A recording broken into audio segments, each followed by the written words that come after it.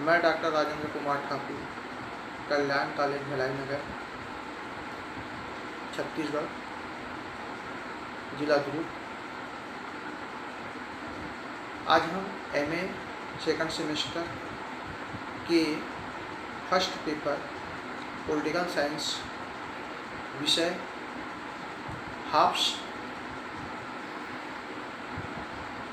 के मानव स्वभाव संबंधी विचार, दूसरा है हाब्स के प्राकृतिक अवस्था संबंधी विचार और तीसरा है हाब्स के वैज्ञानिक भौतिकवाद संबंधी विचार पर चर्चा करेंगे। जय हो, मंगलमय हो। प्रिय विद्यार्थियों, आज हम थॉमस हाब्स के बारे में चर्चा करेंगे।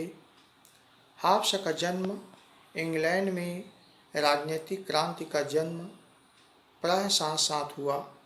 इसीलिए शायद हाब्स ने अपनी आत्मकथा में लिखा है कि मेरी माँ के गर्भ से जुड़वा शिशु पैदा हुए, मैं स्वयं और मेरा भाई भय। 1588 ईस्वी में इंग्लैंड के दक्षिण तट पर स्थित मेमसबरी नामक नगर में हुआ था। स्पेन से हमेशा ही इंग्लैंड को आक्रमण का भय था। सारे यूरोप में युद्ध और क्रांति का बिगुल बज रहा था। इंग्लैंड में क्रांति की तैयारी जोरों से चल रही थी। चारों ओर आशंकाओं का भय का वातावरण छाया हुआ था। मेमसबरी में एक पादरी के घर में उनका जन्म हुआ। इनके पिता ने एक पादरी, ब्रैकेट में आप नोट करेंगे, पार्सन पर हमला कर दिया था, जिसके कारण उन्हें अपने 3 बच्चों और पत्नी को छोड़कर जाना पड़ा।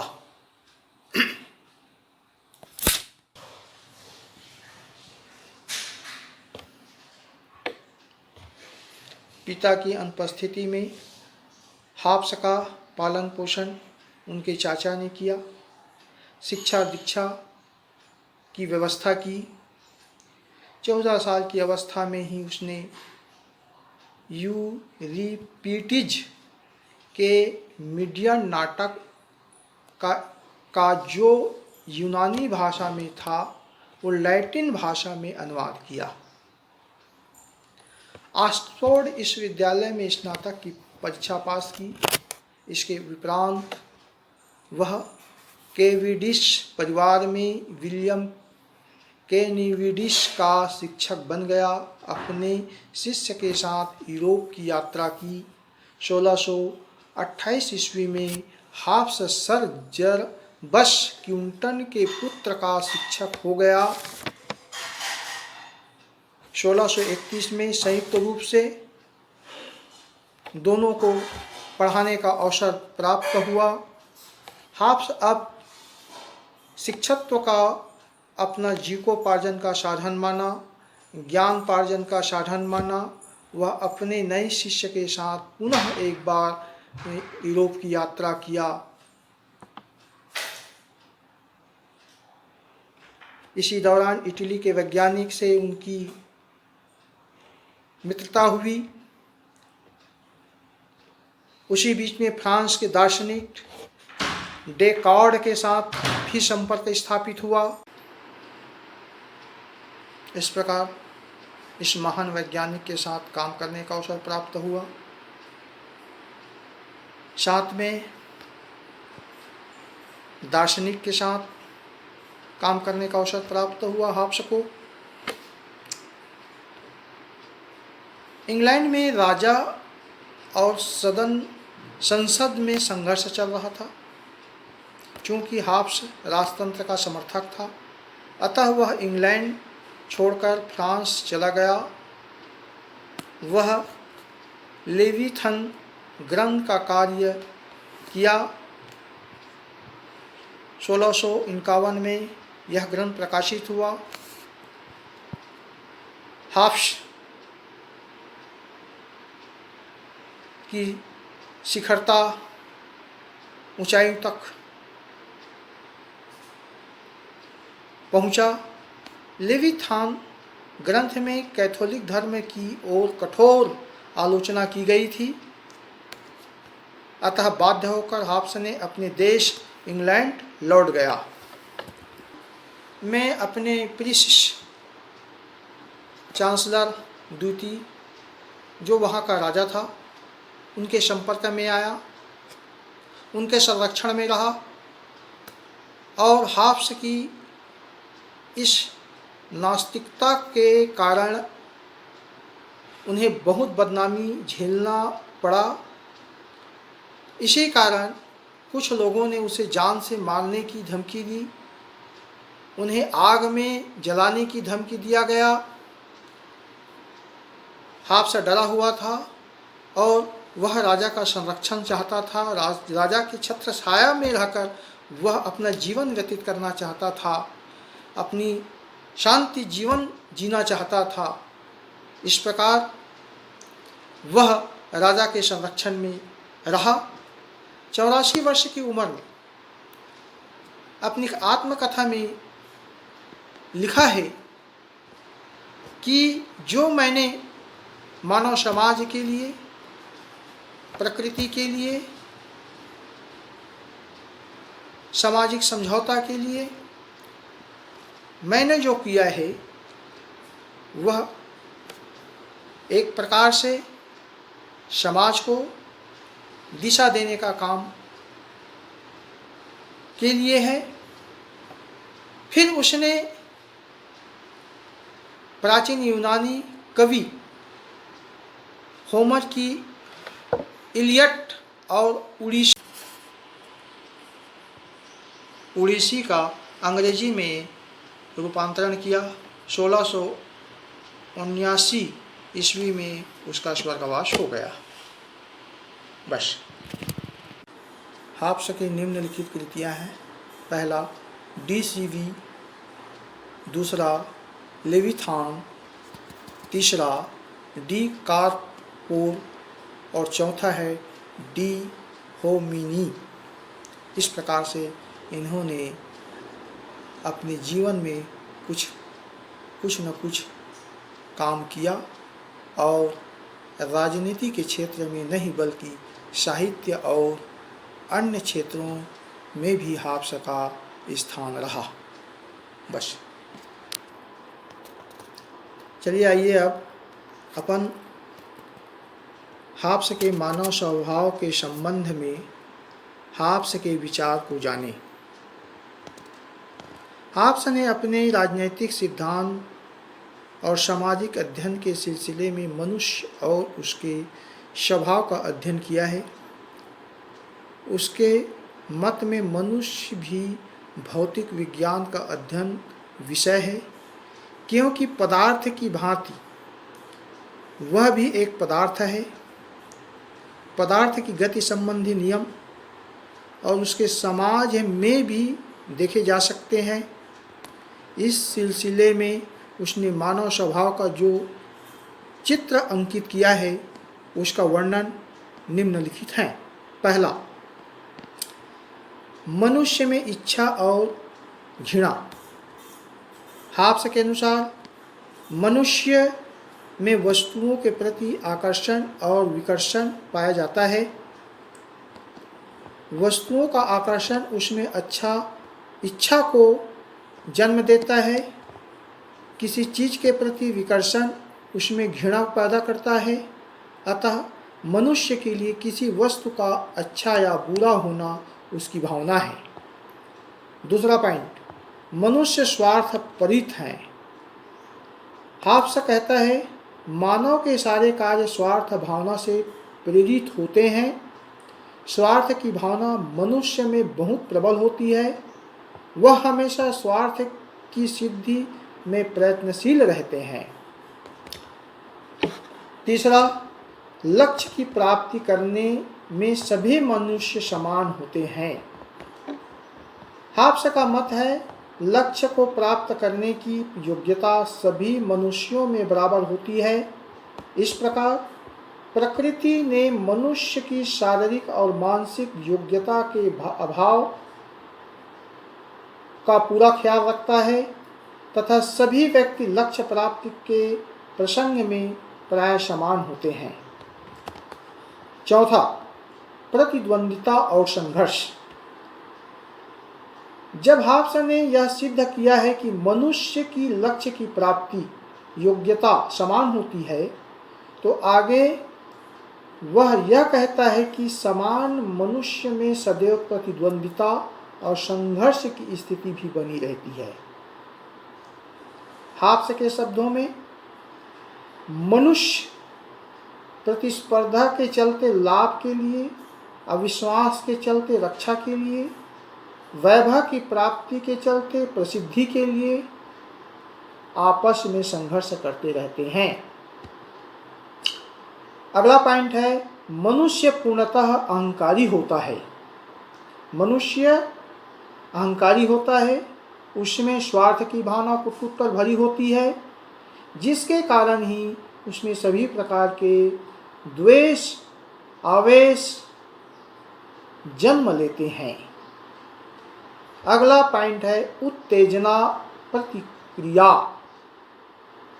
हाब्स ने मानव स्वभाव के चित्रण में स्पष्ट कहा है, सुख और दुख पर जोर देकर मनोवैज्ञानिक शब्दों में उत्तेजना प्रतिक्रिया का प्रयोग किया गया। उसका कहना है कि प्रत्येक उत्तेजना का प्रभाव जीव पर अनुकूल अथवा प्रतिकूल होता है। यदि उत्तेजना का अनुकूल प्रभाव उसके शरीर में उपयुक्त और सुखदायी प्रतिक्रिया होती है। स्टार्ट। प्रतिकूल प्रभाव रहने पर ही मनुष्य उसे नापसंद करता है और उसे मुक्त होने का प्रयत्न करता है। अगला पॉइंट है, आत्मरक्षा की भावना। मनुष्य के साथ साथ जीवों में आत्मरक्षा की भावना सदैव बनी रहती है। मनुष्य अपने जीवन तत्व के हमेशा बनाए रखने के लिए संघर्षशील होता है। उसके संपूर्ण व्यवहार के मूल में यह मनोवैज्ञानिक सत्य क्रियाशील होता है। अगला पॉइंट है, मानव स्वभाव में अच्छाइयाँ। मानव स्वभाव में कुछ अच्छाइयाँ भी होती है। जीवन में कुछ अच्छाइयाँ भी कार्य करते हैं। मनुष्य कुछ ऐसी इच्छा होती है जिसमें युद्ध की नहीं बल्कि शांति, सामंजस्य की प्रेरणा मिलती है। हाब्स ने मानक विवेक को महत्वपूर्ण स्थान प्रदान किया है। उसने कहा है कि विवेक वह निर्णायक शक्ति है जिससे मनुष्य अपनी सुरक्षा की खोज करने में सफलता की प्राप्त करता है। ठीक, इस प्रकार से हाब्स की निम्नलिखित आलोचनाएं हैं मानव स्वभाव के बारे में। पहला है, हाब्स ने मानव स्वभाव के आसुरी लक्षणों को प्रधानता दी है। हाब्स का यह कहना सही नहीं है कि मनुष्य के सारे बौद्धिक और शारीरिक कार्य व्यापार उसकी स्वार्थ पूर्ति के हेतु होते हैं। दूसरा पॉइंट है, हाब्स का यह कहना होता है कि हमेशा सत्य नहीं, मानसिक दृष्टि से कमजोर व्यक्ति शारीरिक और दृष्टि से शक्तिशाली होते हैं। तीसरा पॉइंट है, हाब्स ने मानव स्वभाव के चित्रण में प्रतिस्पर्धा, अविश्वास तथा परस्पर संघर्ष की चर्चा की है। सच्चाई तो यह है कि मनुष्य अपनी सुख सुविधा और शांति सुरक्षा की मांग के अनुकूल दूसरे सभी व्यक्तियों को बनाने और ढालने की इच्छा करता है। अंतिम पॉइंट है, हाब्स के विवरण से यह समझ में नहीं आता कि उसने अपना ध्यान मानव प्रकृति के चित्रण की ओर केंद्रित रखा है अथवा मनोवैज्ञानिक विश्लेषण की ओर।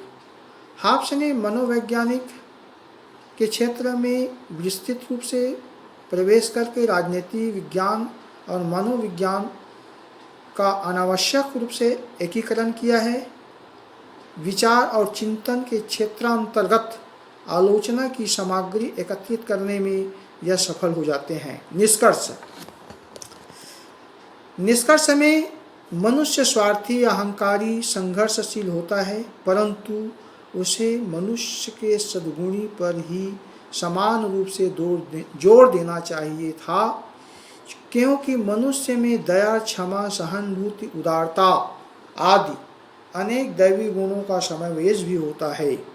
अतः जोन्स ने कहा है अगले पंक्ति में, हॉब्स की गलती उन बातों में नहीं है जिन्हें वह स्वीकार करता है, बल्कि उन बातों में है कि जिन्हें वह नहीं स्वीकार करता। बस प्राकृतिक अवस्था के संबंध में हॉब्स के विचार। हॉब्स के मतानुसार मनुष्य का समाज तब बनता है अथवा उसमें कानून और व्यवस्था तब आती है जब उन्हें भयभीत करने वाली कोई सामान्य शक्ति होती है। इस शक्ति के न रहने पर मनुष्य युद्ध की स्थिति में रहते हैं।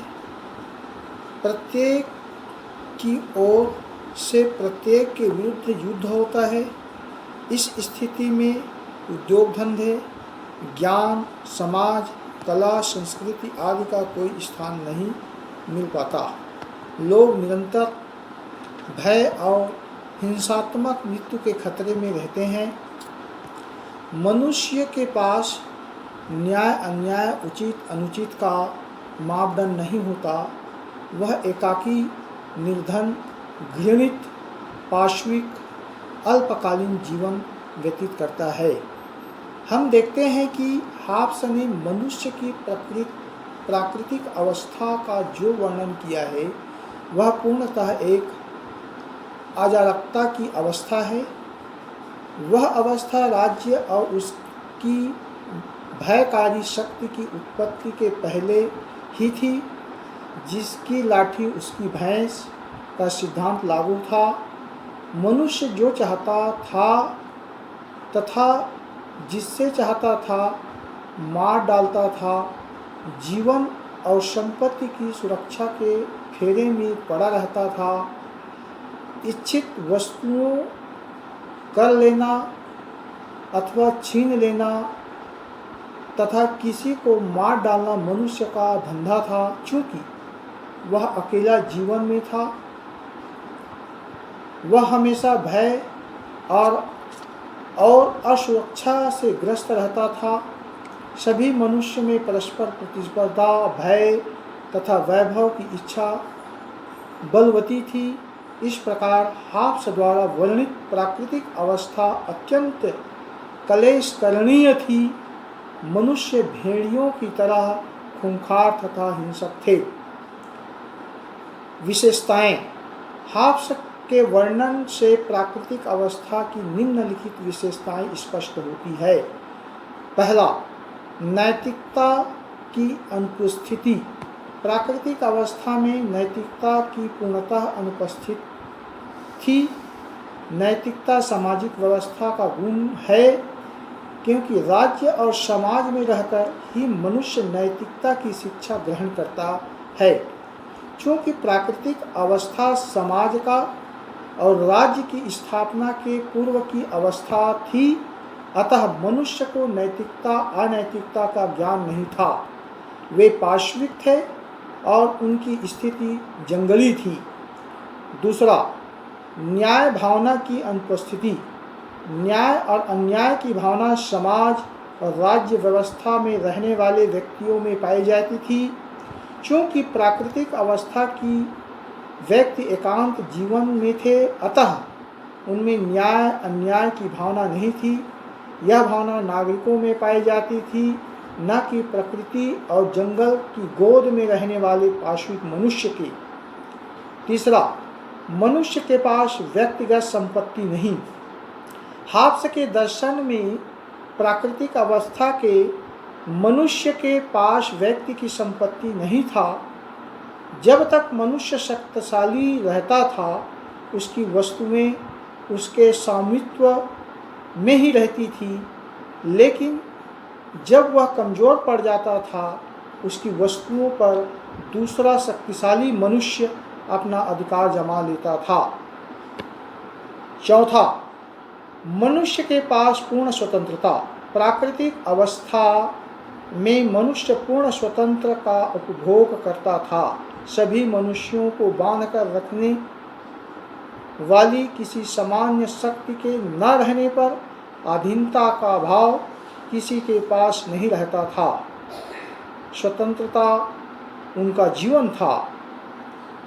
अगला पॉइंट है सत्य और असत्य का विचार नहीं। हाब्स के अनुसार प्राकृतिक अवस्था में मनुष्य सत्य का विचार नहीं करते थे। यह कहना ठीक उसी प्रकार है जिस प्रकार यह कहना है कि वे न्याय और अन्याय का भाव नहीं रखते थे। क्योंकि मनुष्य नैतिक नहीं थे, अतः उसके मस्तिष्क में सत्य और असत्य का विचार नहीं होता था। फिर चूंकि उस समय कानून नहीं था, अतः न्याय अन्याय की भावना भी उनके पास नहीं थी। आलोचनाएं प्राकृतिक अवस्था के संबंध में निम्नलिखित आलोचनाएं उल्लेखित हैं। पहला, हाब्स ने प्राकृतिक अवस्था के अस्तित्व के ऐतिहासिक प्रमाणों की पुष्टि नहीं किया। दूसरा, प्राकृतिक अवस्था के एकाकी जीवन में पुरुष स्त्री का संयोग बच्चों का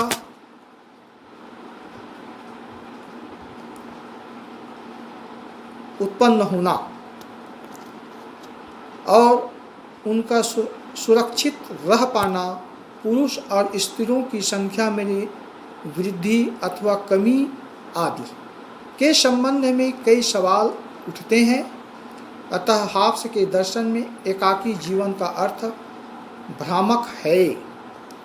अगला पॉइंट है, आलोचकों के अनुसार हाब्स द्वारा शक्ति के साम्राज्य और संघर्ष की स्थिति में पूर्ण अथवा निर्विरोध स्वतंत्रता की बात करना निरर्थक है। अगला पॉइंट है, अधिकांश आलोचकों प्राकृतिक अवस्था की ऐतिहासिकता पर हाब्स की आलोचना करते हैं। सेबाइन के अनुसार प्राकृतिक अवस्था का विवरण में ऐतिहासिक सत्यता का अभाव है। समाजशास्त्री के अनुसार मनुष्य के आदिकालीन जीवन में ही किसी न किसी प्रकार का सामाजिक और नैतिक विधान उपस्थित था। हाब्स का वैज्ञानिक भौतिकवाद। हाब्स का समग्र दर्शन को वैज्ञानिक भौतिकवाद की संज्ञा दी जाती है। हाब्स वस्तुतः वैज्ञानिक की खोजों से बहुत अधिक प्रभावित था। वह एक अर्थ में एक भौतिक वैज्ञानिक था। उसने भौतिक शास्त्र के आधार पर मनोविज्ञान की तथा मनोविज्ञान के अनुसार राजनीति शास्त्र की स्थापना की। उसने मनुष्य तथा उसके समाज का प्राकृतिक वस्तुओं और उनके नियमों का उल्लंघन नहीं किया। सृष्टि उसके मत में है पदार्थ और गति के नियमों का एक समग्र रूप है। इस समग्र रूप में मनुष्य और उसका राजनीतिक समाज भी सम्मिलित है। मनुष्य भी एक पदार्थ है। अन्य पदार्थ की भांति मनुष्य के साथ भी यंत्र विज्ञान और भौतिकी के नियमों लागू होते हैं। इस प्रकार हाब्स सृष्टि के हर स्थल पर पदार्थ और गति का दर्शन करता है। हम देखते हैं कि हाब्स ने भौतिकवादी, मनोवैज्ञानिक, समाजशास्त्री आधारों पर राजनीति शास्त्री का रूप निर्मित किया है। उसने दर्शन में धर्म, नैतिकता, परंपराओं आदि का स्थान नहीं दिया है। इस दृष्टि से वह राजनीतिक चिंतन के अंतर्गत एक वैज्ञानिक तथा भौतिकवादी है तथा उसका दर्शन वैज्ञानिक भौतिकवाद है। हाब्स का वैज्ञानिक भौतिकवाद निम्नलिखित 3 भागों में समझा जा सकता है। पहला है पदार्थ और गति। एक भौतिक वैज्ञानिक के रूप में हाब्स ने अपने राजनीतिक विचारों का प्रतिपादन पदार्थ और गति के नियमों के संदर्भ में किया है। उसके बाद में सृष्टि यंत्रवाद है, क्योंकि इसका प्रत्येक पदार्थ कार्यकरण संबंध तथा गति के नियमों में बंधा हुआ है। मनुष्य भी एक पदार्थ है। यदि हम इस घटना को समझना चाहते हैं तो प्राकृतिक प्रक्रिया को समझना होगा। उनके मूल में विभिन्न प्रकार की गतियाँ होती है। हाब्स का मत है कि किसी भी तथ्य अथवा घटना की व्याख्या ज्यामिति की पद्धति के अनुसार पूर्ववर्ती गतियों को समझाते हुए की जा सकती है। इस प्रकार हम देखते हैं कि हाब्स के वैज्ञानिक भौतिकवाद के पहले भाग का संबंध भौतिक विज्ञान तथा ज्यामिति है।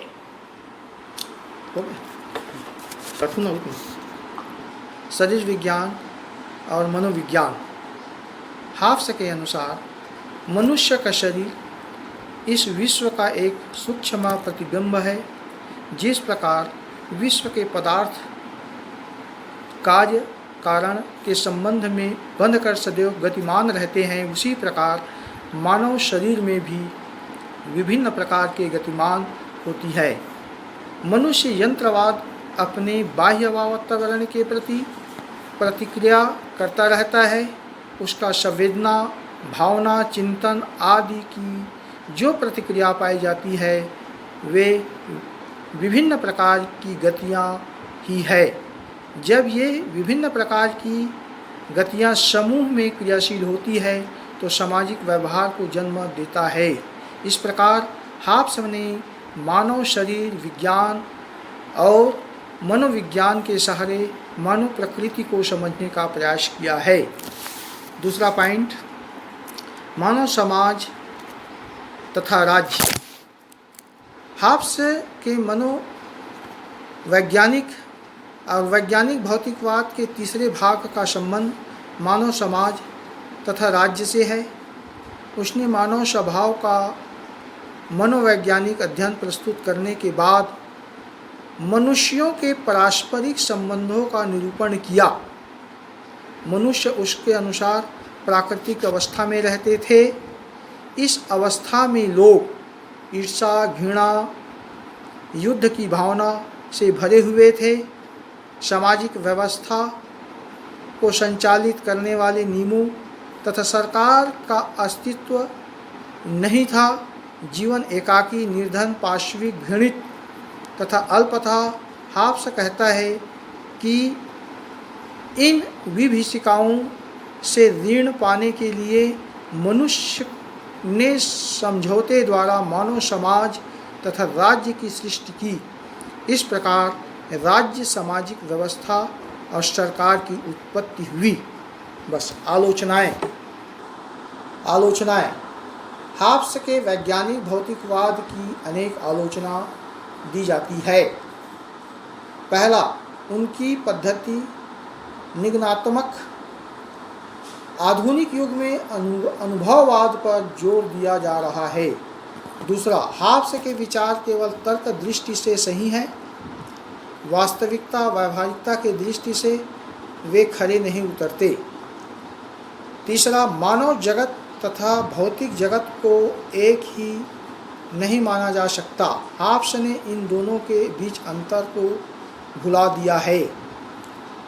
अगला पॉइंट है, भौतिक विज्ञान के संबंध में किसी पद्धति की उपयोगिता राजनैतिक दर्शन के संबंध में लागू नहीं हो सकती। भौतिक विज्ञान के विषय में प्राकृतिक पिंड है, जबकि राजनैतिक दर्शन का विषय कृत्रिम पिंड है। अगला पॉइंट है, सेवाइन के अनुसार हाब्स का प्रमाण प्रयोगशील नहीं है और न ही उसकी निष्कर्ष क्रमबद्ध निरीक्षण के प्रतिफल है। प्रोफेसर ओकशाट के अनुसार हाब्स की पद्धति एक संकेत सूत्र है तथा वैज्ञानिक भौतिकवादी वस्तुशिल्पी न मानकर दार्शनिक माना जाना चाहिए। भौतिकवादी होने के नाते नहीं बल्कि दार्शनिक होने के नाते ही उसका लोक दर्शन एक विचार दर्शन है।